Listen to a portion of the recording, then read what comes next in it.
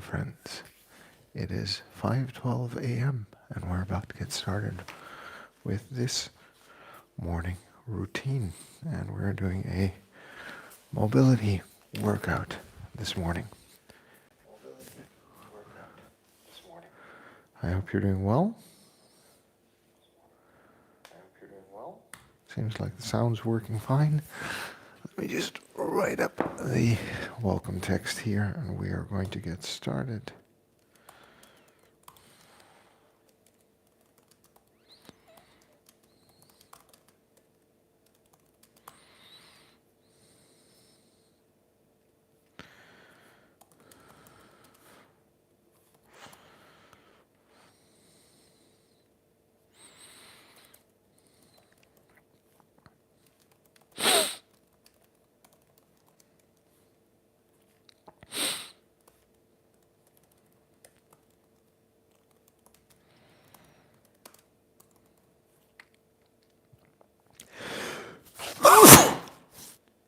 I am sorry about that.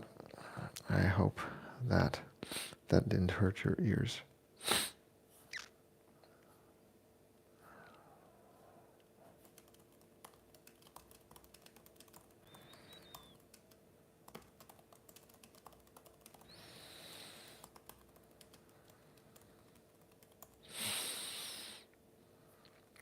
All right, let me just close up some doors,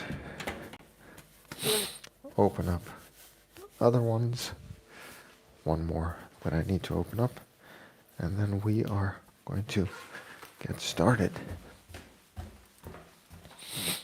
We are going to get started on the mobility routine. And I am happy that you are all here with me this morning, ready and good to go. Get some fresh air into the house. It's always good and helpful when we're going to start working out. It is 5:15 a.m. 5:15 a.m. and we are about to get started. For those of you who are watching, thanks for coming by. My name is Toby. I am 41 years old and I train to live an active, self-sufficient and adventurous life. I do so by minding my sleep. I try to get between 7 and 9 hours in a night. Yesterday I hit 6 hours and 50 minutes. So I'm slightly short. And I have been short for a couple of days, and that has everything to do that we have been on holidays for 2 weeks, and with those holidays the children adopted a slightly different rhythm, and they've been going to bed later and later. I've been going to bed earlier and earlier now since we've been back since Saturday, but it still takes a while for them to get back into the entirely normal rhythm. But hey, we'll get there given time and effort. Adjustments always take time. What can I say? I also mind what I eat. I try to get in about 2,200 calories in a day. I try to get that in mostly from whole foods we cook ourselves, fresh fruits, fresh sourdough breads, lots of greens, legumes, nuts, avocados, leafy greens, as a large part of my plate, because I believe that there are a lot of nutrients in there that we need that help me function well. I add fish or meat to that when I think it's necessary, and I try to consume enough proteins to support my strength and muscle building goals, which on training days with weights is a bit more, probably closer to 100 grams, and on other days is a bit less, probably closer to 70 grams. And then somewhere in between there, I hope that I will build some lean muscle mass, maybe at least maintain what I have and grow stronger over time. On top of that, I do some training. I do some strength training. I do some strength conditioning training. I do some endurance work, I do HIIT training. I do slow, steady state cardio walking, running, and mobility. And today we're going to do some mobility. Besides that, when it comes to health and fitness, I focus on spending time with people I love and care about. I want to invest in my relationships and friendships because I think that's an integral part of being healthy and fit, as well as having things other than work and distractions that I enjoy, so hobbies or pursuits that I want to become good at. For example, creative writing or mastering kettlebell techniques to give you an example. Um, that being said, I think when it comes to health and fitness, it's important for us to realize that we're good just the way we are. We've got to love ourselves before we can move on. It's the person we are today. It's going to get us to where we want to be tomorrow. And the only way to get anything done, friend, is by showing up and doing the work. So it's 5:18 a.m. I'm going to hit the timer, and we are going to get started with some simple mobility. And as we're working on that mobility, we are also going to talk about health and fitness in general. Because there are a couple of things I think that we need to realize in our 40s that are going to help us stay fit and healthy over time. And you simply need to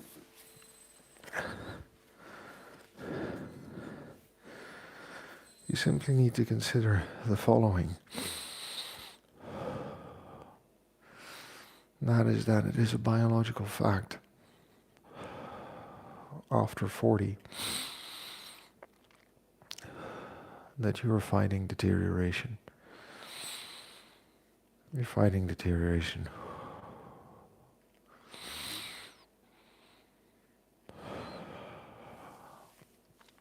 Of the cardiorespiratory system.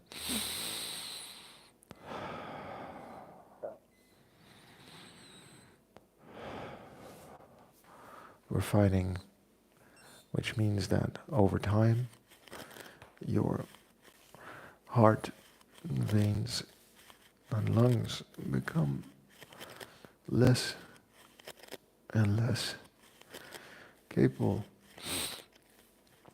of delivering performance in the way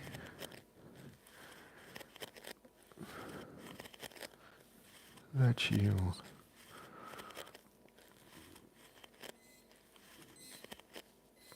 want them to, and for you to maintain that level of performance is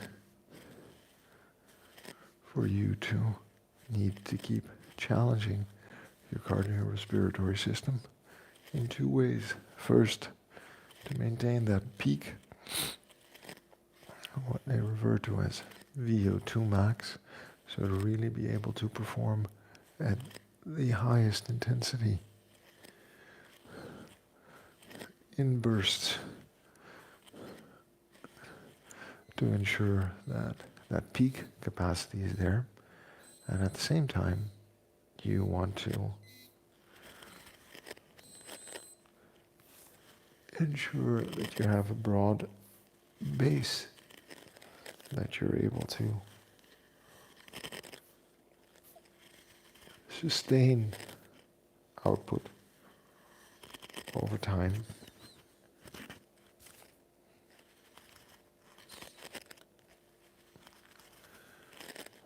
For the purposes of health and fitness. Hence we do steady state, low intensity cardiovascular work and high intensity interval trainings in different ways and different modalities. And what we're simply trying to do is build that cardiorespiratory capacity and keep it healthy.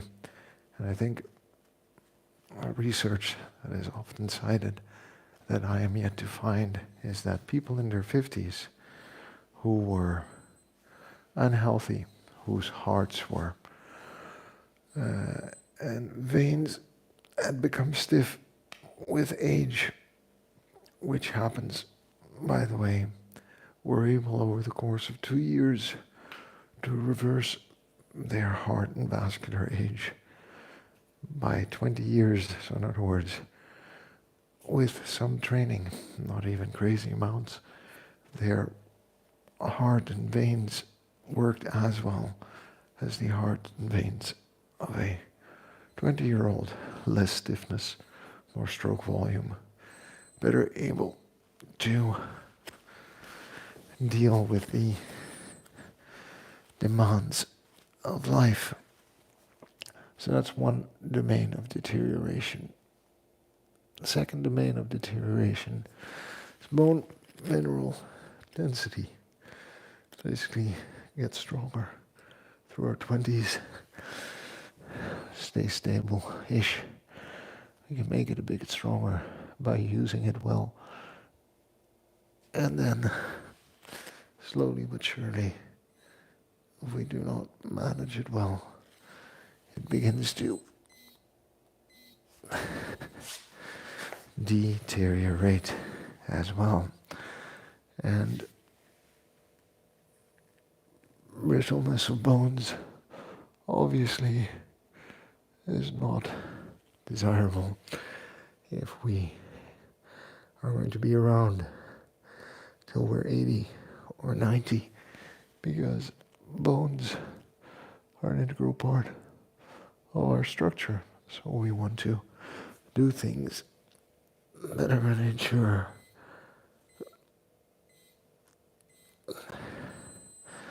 that our bones stay strong and healthy for the life we want to lead as well. And if you're watching, by the way, go ahead and say hello in chat.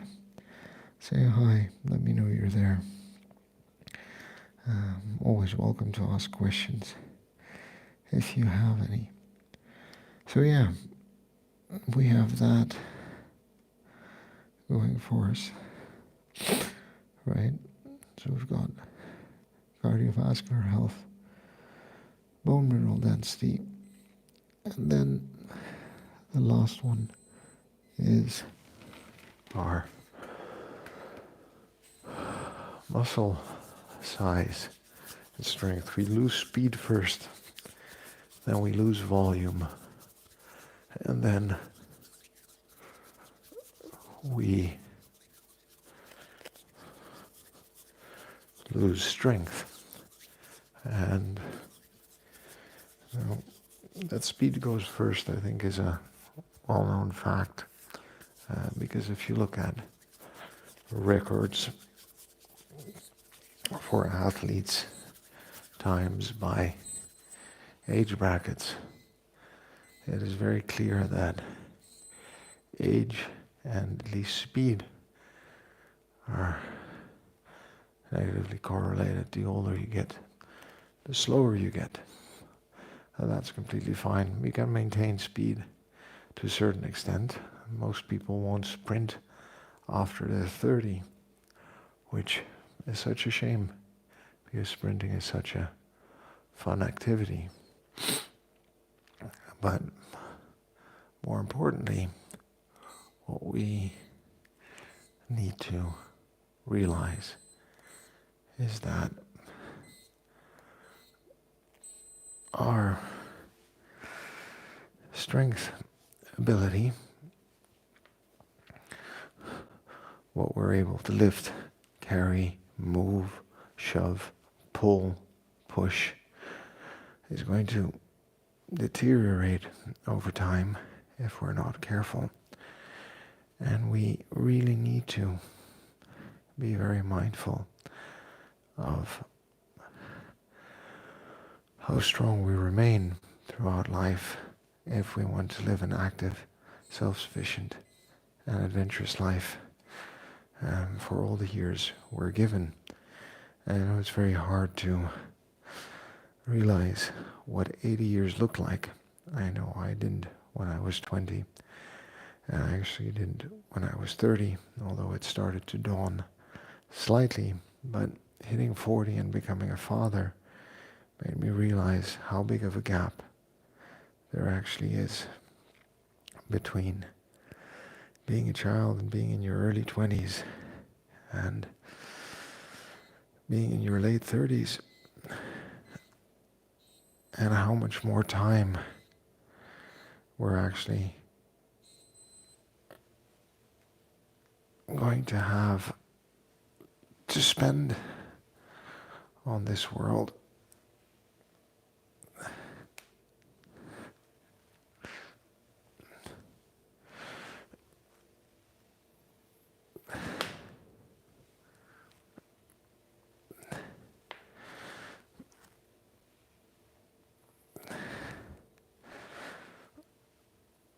And how we want to spend that time.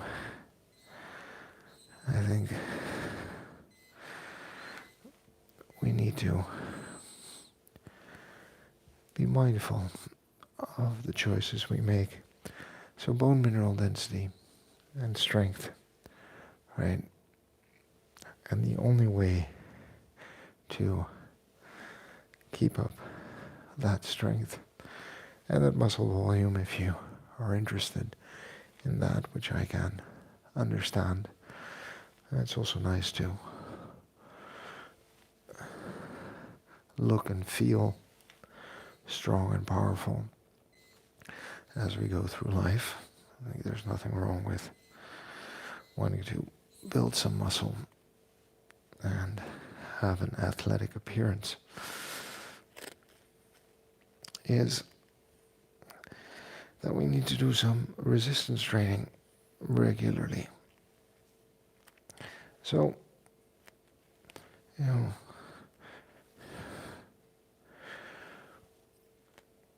when it comes to health and fitness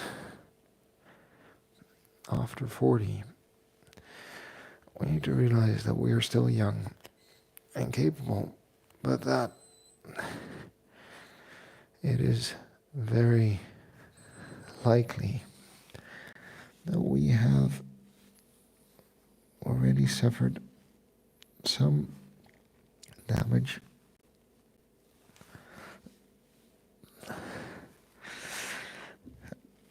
to all of these systems, some deterioration, and that when we train, we are trying to do two things. First, we're trying to regain what's been lost, so we're trying to reset that baseline.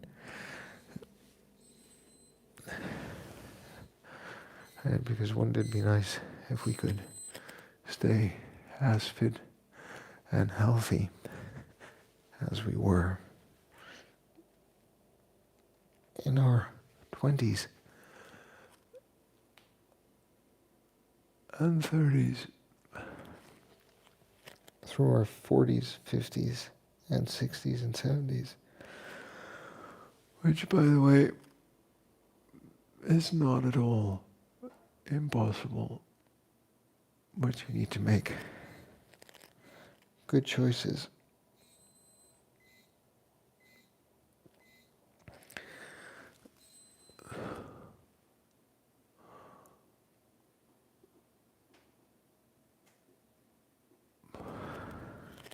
In terms of how you move, what kind of exercise you do, how you eat, and how well you sleep. And if you manage to do all of those things, generally you're going to be in better and better shape. All right.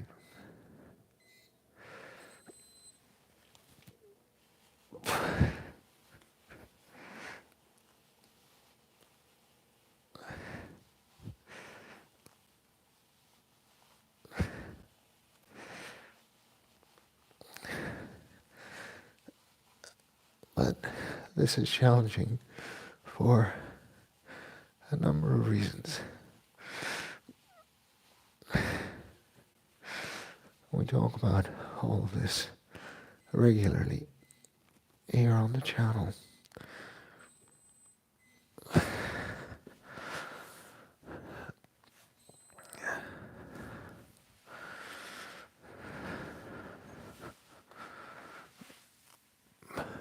We want to understand that health and fitness are a function of the environment that we live in. And that environment is at the moment not at all set up to help us stay fit and healthy.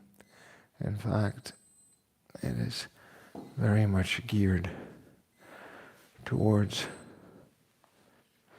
us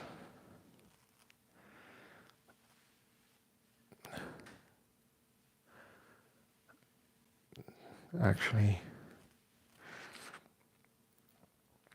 living lives where we're sleep deprived, where we're not eating as well as we could, and where movement, let alone training, is actually severely limited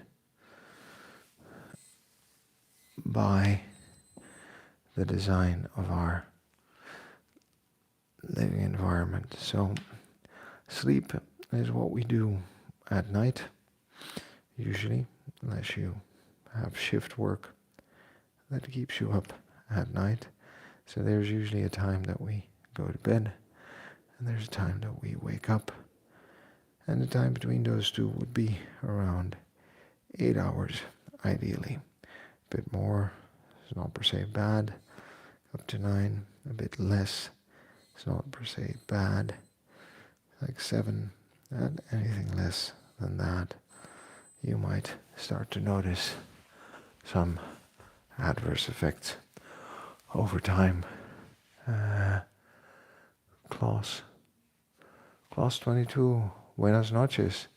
You are very welcome, and I appreciate you dropping by and saying hello. And I hope that life is treating you well where you're at. It is buenas mañanas here. I don't know if that's how you'd say that, but it is 5:30 a.m. where I'm at this morning. And that means that my day is just getting started, and I'm happy that you find the content helpful. And I appreciate you dropping by, saying hi, and if you want to hit like on the video, go ahead and do that. And if you're interested in what I'm saying here, maybe you're interested in some of the other things I'm saying, so go ahead. I invite you to check out my channel and let me know what you think of it. And yeah, thanks for dropping by. So like I was saying, I was talking about sleep and the way the environment's not set up for sleep, because 9 hours is good, 7 hours is good, anything between 7 and 9 hours is good. Less, we might start to notice some detrimental effects over time. We'll actually notice them within 2 days. Usually we can get away with 1 poor night of sleep without suffering too much.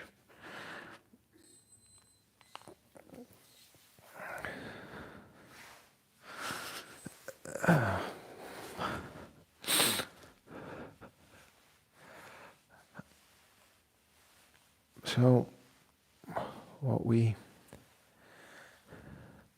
need to understand is that there are factors that influence our wake-up time, there are factors that influence our bedtime, and there are factors that influence the quality and quantity of our sleep.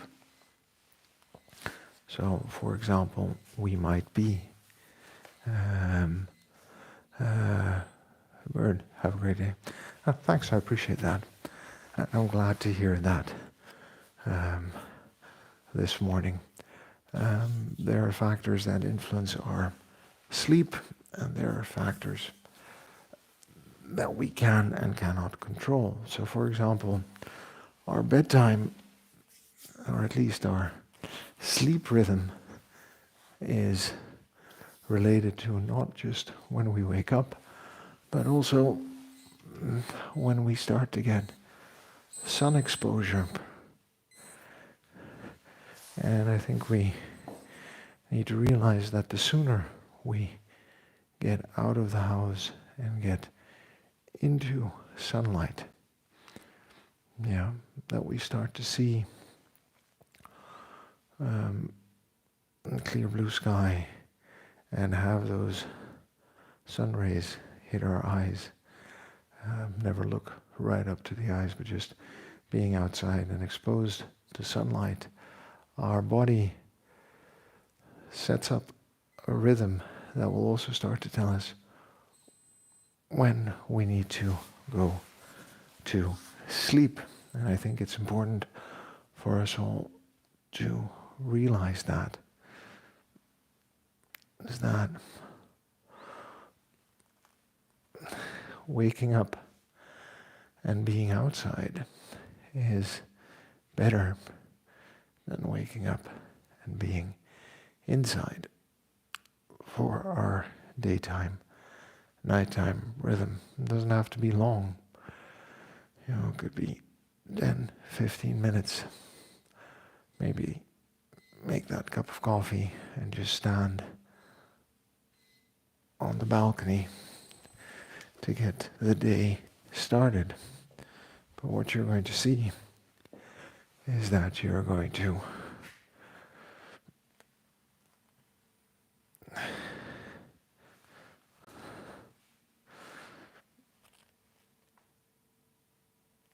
get into a different rhythm, because you'll start to notice that you get tired at the end of the day. Now, what's something that prevents us from falling asleep at a given time? Well, stress is a known factor. Caffeine, right? Those are the usual suspects. And nowadays there's a lot of talk about turning off lights. And there's good reason to believe that the overstimulation of browsing and processing information actually contributes to a lack of proper sleep. Both the quality of it over the course of the night, as well as the quantity of it in that it eats into the evening without you realizing it. So you postpone your bedtime while you're scrolling, but you also postpone your bedtime because of the scrolling, because it takes your mind a while to get off the information binging routine. And these are important things to keep in mind when it comes to sleep. Now, your wake-up time might vary slightly. Let's say half an hour either way, half an hour earlier, half an hour later. But I try not to vary it too much. The healthiest way is to just have a steady rhythm with a steady wake-up time and a relatively steady sleep time that prioritizes between 7 to 9 hours of sleep.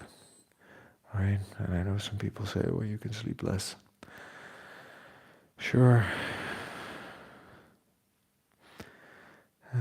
But if someone says, I don't need much sleep, and they're napping throughout the day, they're just delusional and kidding themselves. All right? So just keep that in mind as we discuss general health and fitness Um, then, there is the general idea of nutrition, right? Food will impact our sleep as well, right? The environment that we live in. Food is determined in this environment by what is available. And it's very strange because it's almost paradoxical. We have a lot of food in the environment. We really do. We have more food in the environment than we probably need to eat in a day, every day, about twice as much. All right? Yet, we're constantly eating. As in, there is sufficient food to sustain us in a healthy manner. There is sufficient food to feed us, keep us going. But we are eating such quantities that the amount of food we eat has become unhealthy. So there's enough food to keep us healthy, but there's so much food that it's making us unhealthy. And by food in that case, I mean energy or calories, right? And that's quite the paradox, because we need energy to survive. If there's too little, we won't survive and thrive. But apparently if there's too much, we also won't survive and thrive. And we need to figure out what's going on there. We need to make some decisions and choices about that. And this food environment that we've created, right, just like the sleep environment, where there are things that keep us up and interfere with our ability to rest, we also need to understand, out of all of the exercises, this is probably my least favorite one. We also need to understand how the movement environment has changed, and not necessarily in our favor.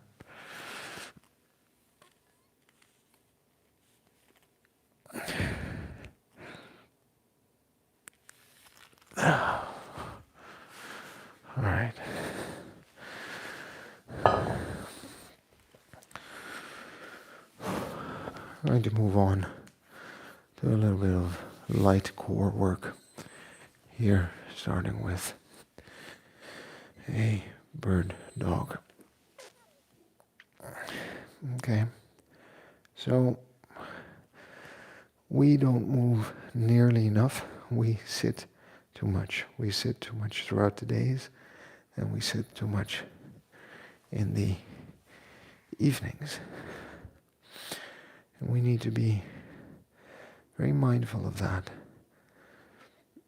and come to understand why that is the case. I think the honest benchmark that we need to set for ourselves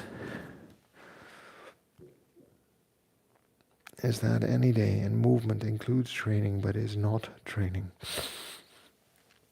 Movement is simply not sitting but moving around and doing things. Is that we should try to be moving for 2.5 to 3 hours every day. Okay, so that for me would include these 30 minutes of exercise.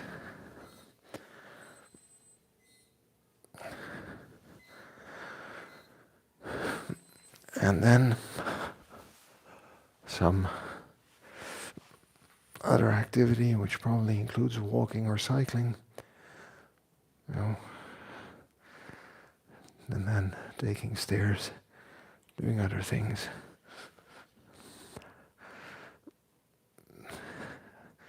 But the minimum requirement's 30 minutes every day. And I'm telling you, if you want to be healthy and fit for life, we're probably going to have to look at bumping that number up to about 3 hours every day of activity, 30 minutes of which can be training, 2.5 of which can be anything else that you're doing that does not involve sitting. And the good news is you don't have to do it at the same time. So you don't have to do it for 2.5 hours straight, even though that might deliver some unique benefits of its own. But you might want to consider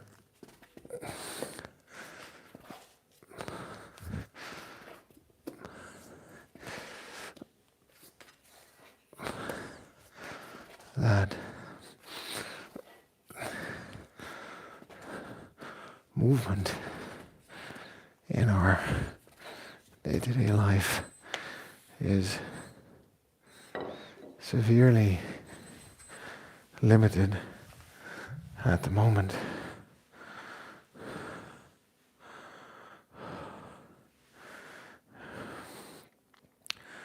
Because we sit when we eat, we sit when we commute, we sit when we walk, we sit when we commute. We sit when we work, we sit when we commute, and then we sit when we relax, and then we lie down to sleep. We need to find ways and get creative in our day-to-day to move more. And finally, because a lot of this talk about health and fitness is focused on